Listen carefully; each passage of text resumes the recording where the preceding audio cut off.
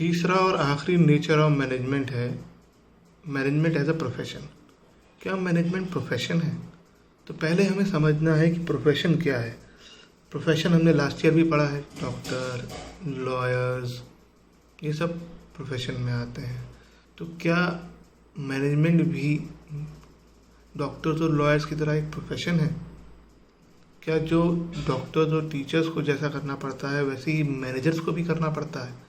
Doctors और lawyers के बारे में हमने क्या पढ़ा था, प्रोफेशन के बारे में क्या पढ़ा था कि हमें उसकी पढ़ाई करनी पड़ती है, डिग्री लेनी पड़ती है, ये सर्विसेज देते हैं, बदले में इनको फीस मिलती है। तो क्या ऐसा मैनेजमेंट में भी होता है? तो पहले हम प्रोफेशन के कुछ फीचर्स पढ़ते हैं और देखते हैं मैनेजमेंट में है या नहीं है। सबसे पहला फीचर है well defined body of knowledge. Profession एक well defined body of knowledge है। आपको प्रोफेशन करने के लिए आपको अच्छी नॉलेज होनी चाहिए। उसके लिए डॉक्टर्स की प्रैक्टिस करने के लिए आपको अपनी फील्ड में परफेक्ट होना पड़ेगा। क्या मैनेजमेंट में ऐसा है? बिल्कुल मैनेजमेंट में ऐसा है। आप to manage an institution, to manage an organisation, आपको परफेक्टनेस चाहिए। ऐसा नहीं कि कोई भी आएगा और बिजनेस को मैनेज कर लेगा। तो मैनेज करने के लिए ये वाला फीचर होना ज़रूरी है। नेक्स्ट है ethical code of conduct. Ethical code of conduct का मतलब कि हम क्या करेंगे, उसके रूल्स बने हुए हैं, गाइडलाइंस हैं, और अगर हम उन रूल्स को तोड़ते हैं तो हमारी डिग्री हमसे छीन ली जाएगी और हम वो काम नहीं कर सकते। डॉक्टर में होता है, लॉयर में होता है, लेकिन मैनेजर्स में ऐसा नहीं है। धीरे धीरे कोड ऑफ कंडक्ट्स बनाए जा रहे हैं, लेकिन उतना हार्ड नहीं है जितना और प्रोफेशन में है। Next is professional association. हर एक प्रोफेशन की एक एसोसिएशन होती है जिसका उसे मेंबर होना ज़रूरी होता है।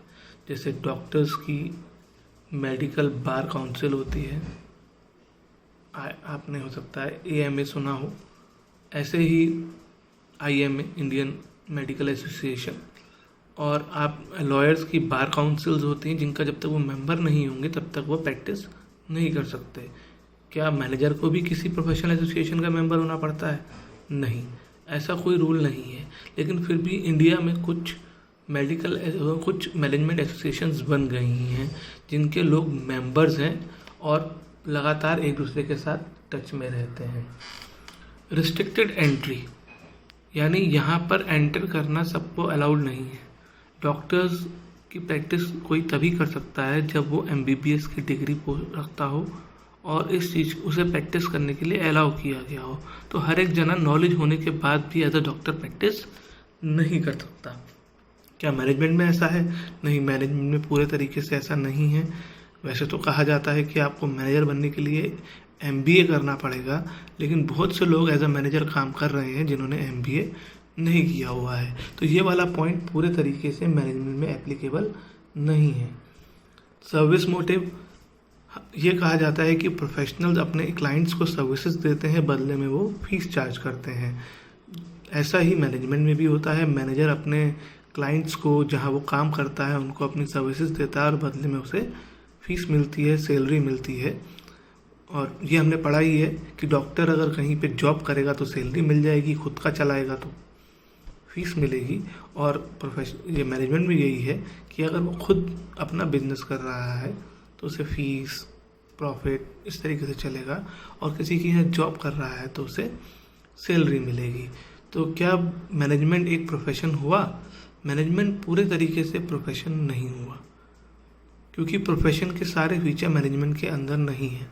लेकिन जैसे जैसे हम आगे बढ़ते जा रहे हैं और बिजनेस वर्ल्ड आगे बढ़ता जा रहा है, मैनेजमेंट अब प्रोफेशन की तरह डेवलप होता जा रहा है। अभी भी वो उससे बहुत पीछे है। We can say that management is not a full fledged profession. तो हम कह सकते हैं मैनेजमेंट आर्ट है, मैनेजमेंट साइंस तो है लेकिन एग्जैक्ट साइंस नहीं है, इनएग्जैक्ट साइंस है, और मैनेजमेंट अभी तक पूरे तरीके से प्रोफेशन भी नहीं है।